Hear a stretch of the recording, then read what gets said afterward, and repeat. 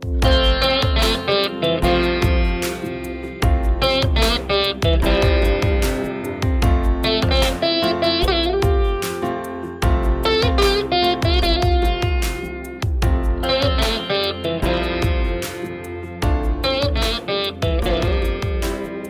le monde. Bienvenue sur Montenay. Et pour ceux qui me connaissent, ceux qui m'ont lu, alors, attendez, il faut que j'éteins mon truc d'abord. Vous savez à quel point le Tinay est un endroit qui m'est très cher. Et pour ceux qui ne savent pas ce qu'est un Tinay, vous voyez sur l'image qui est derrière vous, justement en fond, c'est ce type de véranda qui est attaché à la façade des maisons tamoules traditionnelles, donc Tamil Nadu et même un peu partout en Inde. Et donc cet espace liminal entre le privé et le public. Et donc ce Tinay n'est pas tout simplement un ornement architectural.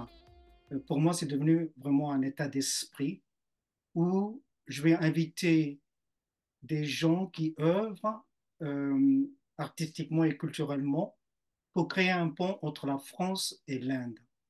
Et je fais ça avec la collaboration des forums France-Inde qui a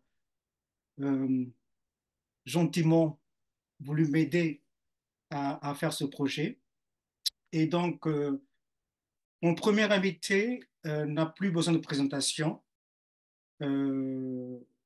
Raghunath Mané est un grand danseur, chanteur, chorégraphe, musicien de grand talent, cinéaste, réalisateur, écrivain, anthropologue, j'en passe, parce qu'il a plusieurs casquettes. Donc, sans trop tarder, je vais inviter Raghunath Mané à venir s'installer sur mon Tinay. Raghu, tu peux venir. On a comme. Ton micro est coupé.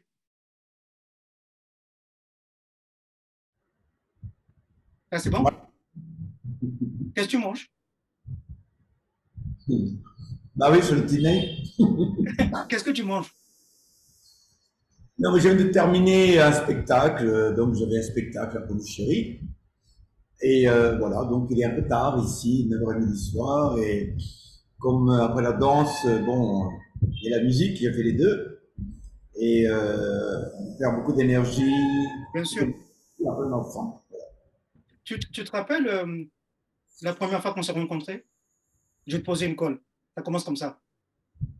Dans une vie antérieure. Comment? Dans une vie antérieure, tu t'en souviens pas. Ça, c'est possible. Ouais, ça, c'est vrai. Donc, ça, c'est bien répondu. Bon, je ne m'attendais pas à une réponse aussi philosophique, hein. Mais bon, d'ailleurs, c'est assez bizarre parce qu'on s'est vraiment rencontrés dans un endroit très capitaliste, hein, qui est la banque Yuko Bank. Et C'est bizarre, tu étais au festival d'Avignon. Comment? J'étais au festival d'Avignon. Ouais. Oh, monsieur, très grand, énorme. Après mon spectacle, il m'a pris dans les bras, il pleurait comme une madeleine. Il y a 15 ans de ça. Donc, il était quand même assez, je pense qu'il devait avoir 75 ans. Il m'a dit, j'ai mis pour votre spectacle, je me souviens de Pondichéry, vous savez, j'étais élevé à Ecobank. C'est quelqu'un qui était élevé à Ecobank. C'était devenu une banque plus tard, mais c'était une résidence des Français. Voilà. C'est sûr, la banque d'Indochine, ouais. Avant même la banque d'Indochine, c'était une résidence des gens privés. Oui, oui, bien sûr, absolument. Absolument. Non, c'était habité par une famille créole que je connais très bien d'ailleurs. Mais bon, donc on s'est rencontrés là-bas. C'était en 86 et je ne savais pas, j'étais jeune, j'avais 19 ans et je ne savais pas comment remplir la petite feuille pour retirer de l'argent.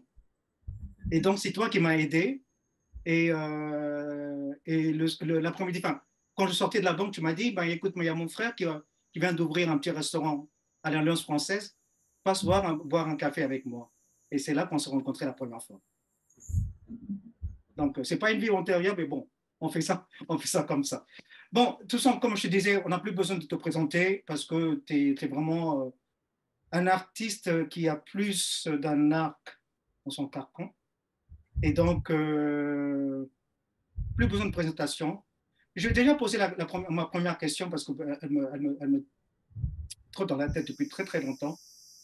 À une époque où tous les franco-pondichériens, franco-indiens ne juraient que par travailler dans l'administration française ou faire son service militaire, enfin, travailler dans l'armée si tu veux, qu'est-ce qui t'a poussé, toi, à t'engager dans cette voie artistique?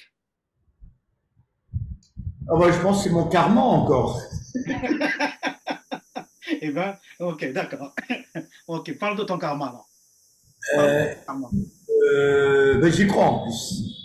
Mais je pense que chacun est né pour. On a travaillé à faire sur Terre. Et j'ai pas du tout décidé de devenir artiste, ça m'est tombé dessus. Voilà. Et c'est vrai que je viens d'une famille quand même. Ma mère est moitié vietnamienne. Elle a été amenée, quand elle avait 7 ans, elle était très métissée, avec des yeux tirés, très clairs de peau. On lui a fait oublier la langue. On lui a enseigné le tamoul. Et puis elle était devenue la première institutrice du village de Melitop. Ah oui, Et d'accord. la femme ne travaillait pas, donc elle se faisait siffler par des hommes qui disaient mais c'est quoi cette femme qui va travailler, elle devait être à la maison. Donc elle avait surpassé tout ça, tout simplement parce que son grand-père était un très grand musicien, élève de Vedanayagam Pillai, c'est un grand compositeur tamoul qui s'est converti au christianisme, donc on l'a mis à la porte. Il n'a plus le droit de composer, d'être dans le cercle de la musique carnatique. Voilà. Donc, il composait beaucoup pour les églises et le grand-père de ma mère composait aussi pour l'église de Melitop, l'église catholique. Et ma mère détient des vraies chansons qui sont toutes oubliées, les premières chansons de Vedana Gapilei, qui a été appris par mon grand-père, par son grand-père, pardon. Et ce qui est curieux, c'est qu'il était aussi l'ami de Bharati. D'accord. J'ai Pondichéry autrefois. Aujourd'hui, on se connaît, tu vois, déjà, à notre époque, tu dis, on s'est vu, là, on se retrouve. Mais à l'époque, Pondichéry était vraiment très petit. Il Oui, était, oui. il était très petit. C'était une petite communauté. La communauté intellectuelle et musicale et artistique était très petite. Hmm, Donc, c'est que Bharati côtoyait les musiciens, puisqu'il adorait la musique. bien Il a sûr. beaucoup réussi en littérature. Pourquoi en littérature? Tu sais bien que Pavaler, on dit Pavaler, Rigama, Rigarissa, Swaramadukka. Pavaler sont des poètes. Comment les poètes composent? Respectant le rythme, respectant la mélodie. Donc tout est un. C'est quand on dit Muktamil, Mundrutamil, les trois tamouls. La littérature, la danse, la musique et le théâtre. D'accord? Donc on ne sépare pas. Donc Bien sûr. à l'époque, ils ont dû tous se côtoyer ensemble. Et parce que ça a tellement influencé le grand-père de ma mère, qui s'appelait Masila Manipilei, qui lui a dit qu'il est interdit de venir dans la cuisine. Ce n'est pas comme va-t'en d'ici, va étudier le tamoul. Donc à l'époque, il fallait faire. Donc Bharati voulait libérer les femmes. Hmm. Absolument.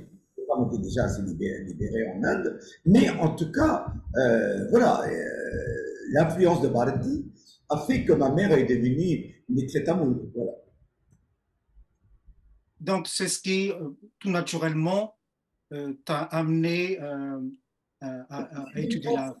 Une Tu es grande partie musicien d'abord, en fin de compte. Tu as commencé une par la partie musique.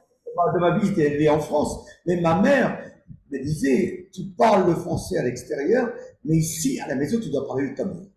Elle m'a enseigné le tamoul. Hmm, Elle m'a fait que tous les grands poètes, toute la littérature tamoul, elle avait une façon, manière de. Elle ne m'engueulait pas, mais quand elle a envoyé une phrase ou un proverbe, on a l'impression qu'on reçoit une claque.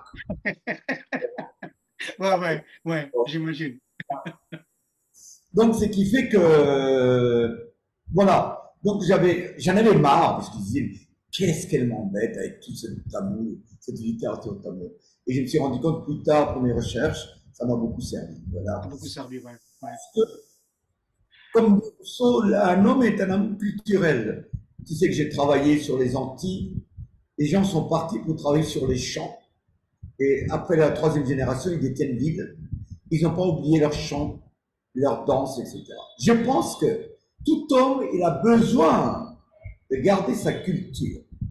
Il peut Absolument, aller dans le monde entier pour gagner de l'argent, mais au fond de lui, il a besoin de ses dieux, de sa culture, de ses chants, de sa, peu importe si c'est la grande littérature ou simplement la littérature orale de tous les jours, l'homme a besoin de ça pour se nourrir. Et ça, absolument, c'est extraordinaire.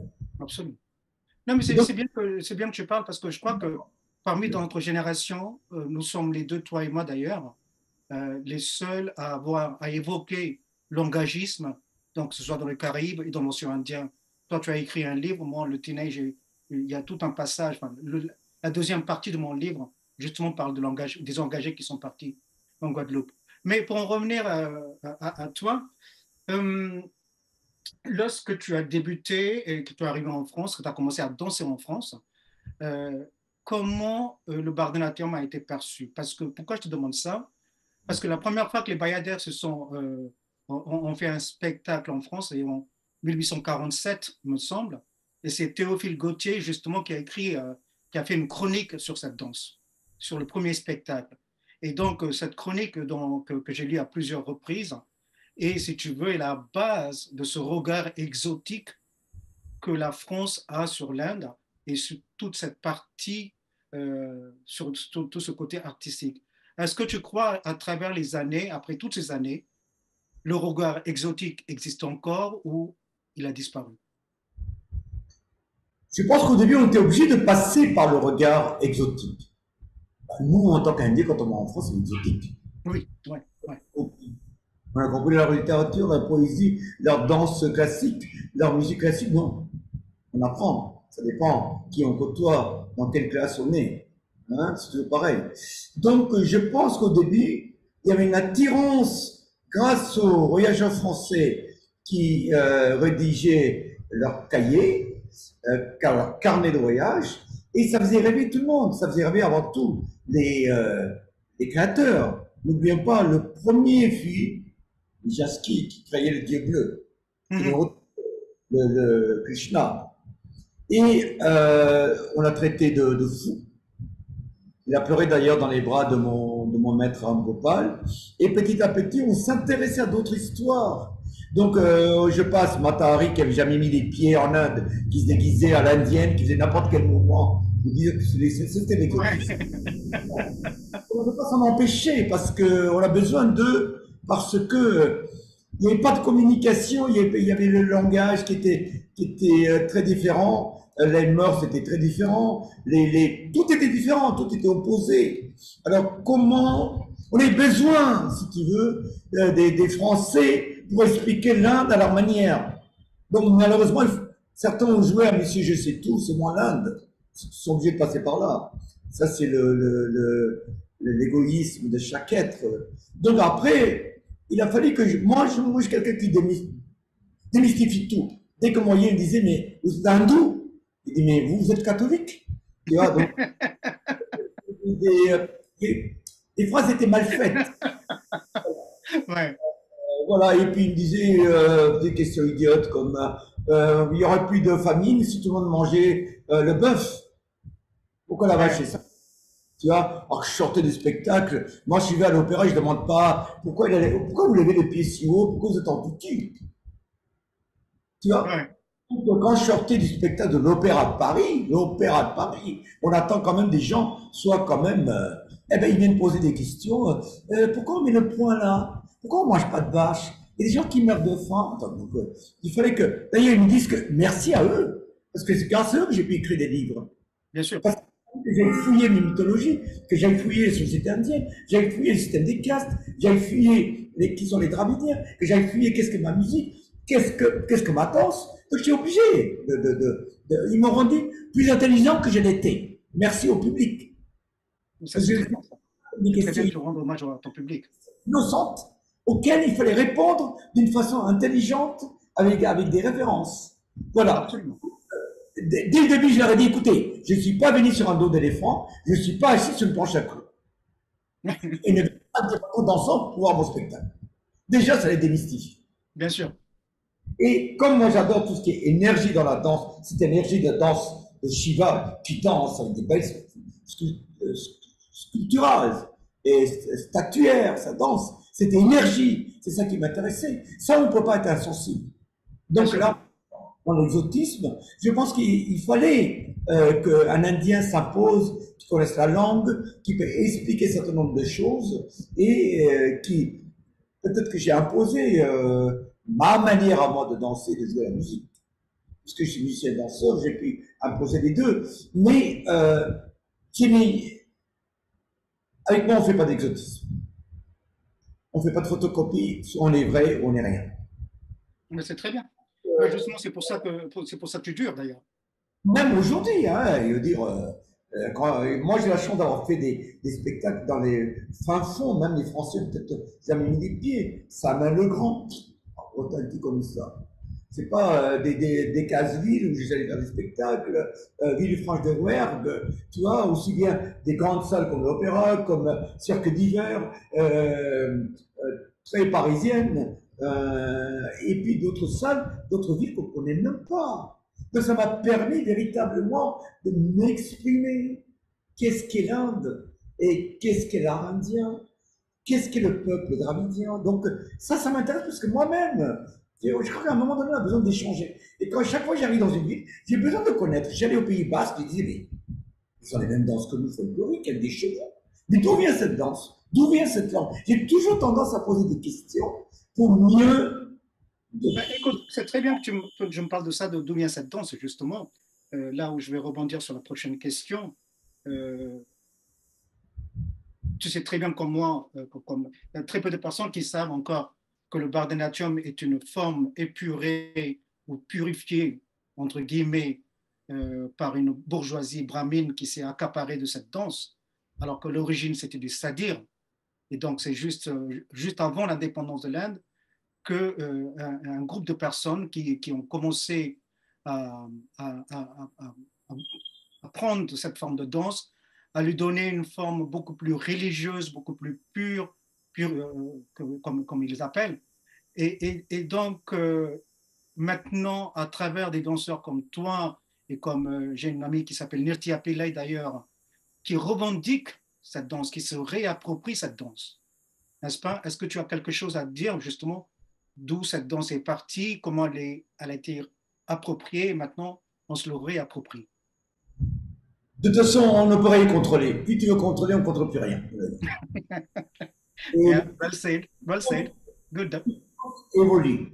C'est vrai qu'à un moment donné, il y a eu l'abandon de la danse. On a mis les danseuses de temple pour aller plus vite. Qui sont les danseuses de temple? Il y a qu'à Pondichéry, on les appelait des bayadères. Les Français utilisaient ce mot portugais. Et ils étaient, de Matari jusqu'en passant par la période orientaliste, on a une attirance pour l'Inde qu'on ne connaissait même pas, ou on connaissait mal, ou on voulait connaître. Les bayadères, les charmeurs de serpents, nanana, nanana, voilà, le tissu madras, etc. Bref, voilà. Donc, à un moment donné, il y a eu l'abolition de la danse dans toute l'Inde, sauf à Pondichéry. Il suffit de lire ma thèse, mon doctorat, que j'ai fait sur les danses de temple, les bayadères de Villeneuve. Nous avons le plus grand temple du territoire français où il y avait beaucoup de danseuses de temple. Ben, c'est clair, elles étaient là bien à l'arrivée des Français, puisque le temple a été construit au XIe siècle. Et d'ailleurs, Napoléon III fait construire, ériger l'emblème de la bayadère Haï qui représente Pondichéry. De Pondichéry, oui. Voilà. Les bayadères étaient bien avant, elles étaient là.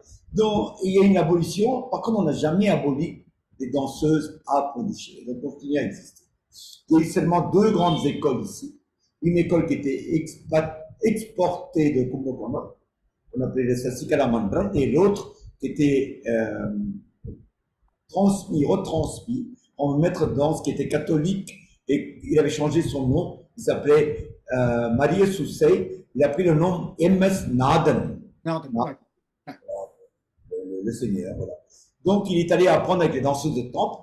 Donc il m'a raconté toujours l'histoire des bayadères, l'histoire des nakonars, et ça m'a permis de rédiger le doctorat plus tard pour mieux comprendre. Et aussi, merci aux Français, quand j'ai fait un premier spectacle dans un petit théâtre, j'ai pas envie de citer le nom, et la dame qui était tellement jalouse de voir danser peut-être la première fois un vrai Indien, parce elle programmait toujours que des filles françaises qui venaient danser indien. Elle disait, de toute façon, il n'y a pas d'art à Pondichéry. J'ai reçu une claque.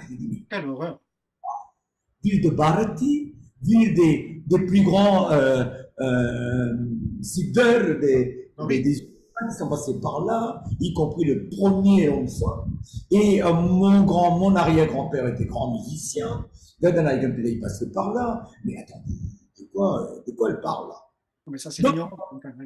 Vraiment rechercher tout.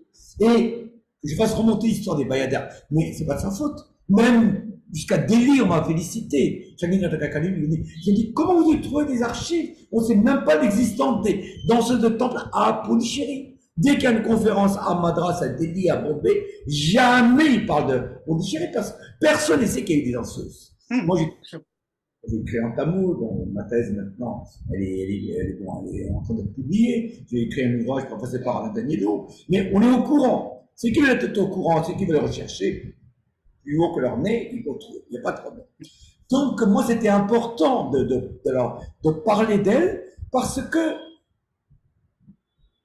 on dit toujours en Inde aussi, Mada Pida Guru Devam, le maître est équivalent aux parents. C'est-à-dire, on est dans un pays, d'ailleurs, si un jour, quand M. Attal était, j'ai rencontré il y a plus il y a un mois, je lui ai dit, écoutez, instaurez une fête pour les professeurs en France, pour qu'on respecte les enseignants, comme en Inde, la journée des maîtres. Je pense qu'il va le faire. Bon.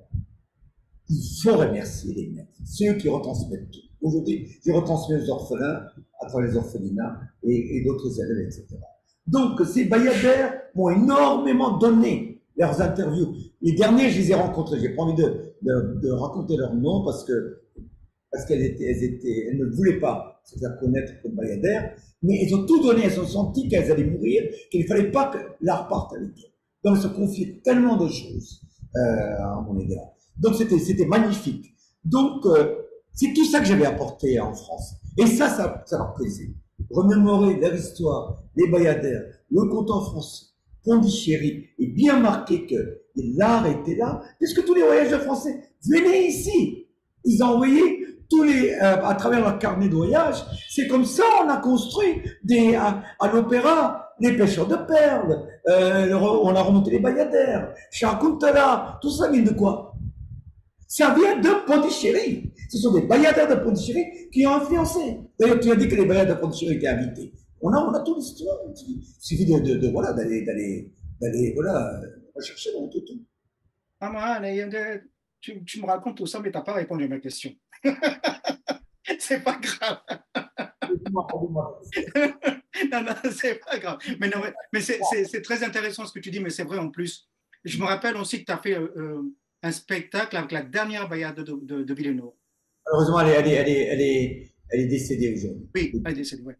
Je me rappelle de ce spectacle parce que tu les as toujours mis en valeur, tu as raconté leurs histoires. Alors, je pense que c'est toujours un cercle. Oui, oui. On oublie, ça revient, etc. C'est ce qui fait la différence entre l'Orient, entre l'Occident et le reste. On est obligé nous, on est en termes cycliques. Pardonne-moi. On est obligé de couper de cette tradition des danseuses de temple pour aller explorer tout. Finalement, après, on revient sur soi-même. C'est un voyage interne, c'est un voyage à l'intérieur de nous-mêmes. Je pense que moi, je suis très confiant. Je vois tout ce qui passe avec les TikTok qui danse le mieux, qui danse en vitesse, qui fait des exercices, qui fait espèce de discothèque, on peut servir de Bharatanatyam dans toutes les sauces, d'accord? Dans le flamenco, dès on manque de création, on peut faire un peu de flamenco, on peut faire un peu voilà, on peut faire tout avec le Bharatanatyam, d'accord? Mais, je suis ouvert, je suis très ouvert. Je pense que ce qui restera, ce qui traversera l'histoire, c'est ce qui tient, c'est la tradition, la base. C'est exactement comme le fond. Si jamais tu oublies la règle grammaticale, nous mangeons, vous mangez, il mange, comme j'ai appris, c'est pas ma langue maternelle, tu peux pas dire nous mange, nous mangeons. Non. On est obligé de garder Certaines bases. la base resteront toujours. Bien sûr, bien sûr. Il y aura toujours un public qui reviendra pour se retrouver dans la tradition. Ouais, écoute, je vais te poser encore une autre question qui t'est très chère, vraiment c'est ton cheval de bataille, c'est l'instrument que tu as devant toi. Et plusieurs fois, toi et moi, on a discuté de ça. Et c'était un des derniers ou un des premiers, justement, je ne sais pas si c'est le premier ou le dernier, peu importe, on n'est pas là dans une forme de comparaison, mais qui lutte pour faire connaître, pour faire valoir la vina. C'est pas une lutte, c'est une espèce, tu vois, quand on parle de danse hindoue ou danse indienne, je dis pas, mais écoutez, moi je parle pas de la danse française. C'est quoi la danse française? C'est la danse corse, elle est française. Danse bretonne, française. Danse d'opéra, elle est française. Hein, d'accord? Et puis plein de créateurs sont français. D'accord? C'est quoi la danse française? Donc on ne vient pas nous parler de la danse indienne. Mais il suffit de faire l'histoire de la danse française. Si tu penses que tout le monde entier doit se référer à la danse classique, à quel âge? C'est un bébé. Bien sûr. 18e siècle. D'accord? Mais notre danse du Bharatanatyam, oublions le nom Bharatanatyam, comme tu as dit, Sadhur, etc. Mais elle est décrite depuis le 2e siècle, avant et après Jésus-Christ. D'accord? Où est avant Jésus-Christ? Où est le 18e siècle? D'accord? On ne va pas encore prendre encore quelqu'un qui va venir pomper notre tradition pour montrer que c'est ça le Bharatanatyam. Non. Là, nous existons, voilà, on existe. Voilà, tout ça pour dire elle existera d'elle-même. Je ne me bats pas pour faire connaître ma vina. Je suis sidéré par cette façon naïve de dire la musique indienne, le sitar. Est-ce que moi j'ai le droit de dire tous les Français jouent de l'accordéon? Ils vont rigoler. Ah ben, ça me fait rigoler. Tu m'as fait toujours rire avec cette expression. Oui. Un grand pianiste, il me voit, j'ai plein de copains, j'ai dit, mais c'est pas mal ton accordéon. Alors, dès que je sors mon instrument, j'adore ça. Il n'y a pas que les Occidentaux, même dans le nord de l'Inde. Salut, au pays, c'est tard. Si la faute, c'est à qui? C'est aux organisateurs. S'ils n'organisent pas, on oublie. Bien sûr. On ne publie pas un ouvrage sur toi, Harry. Mais on t'oublie. Absolument. De rafraîchir la mémoire. Mais la Vina, on le voit, déjà on en parle dans les Védas. Hein, dans les Nati Shastra, Yalnu, à partir avant Jésus-Christ, 2e siècle, jusqu'à maintenant, il y a tous les grands musiciens qui sont servis pour théorifier la musique carnatique. Mais aujourd'hui, on ne sait même pas prononcer le mot Vina. Donc je ne me bats pas. J'ai dit, mais pitié, l'un des grands, c'est une fois la France. Il y a tellement d'instruments, il y a tellement de formes musicales. On ne va pas encore faire une musique carnatique qui est remodelée, et dire que c'est ça le plus vieux. Mais non, le répertoire ne correspond pas.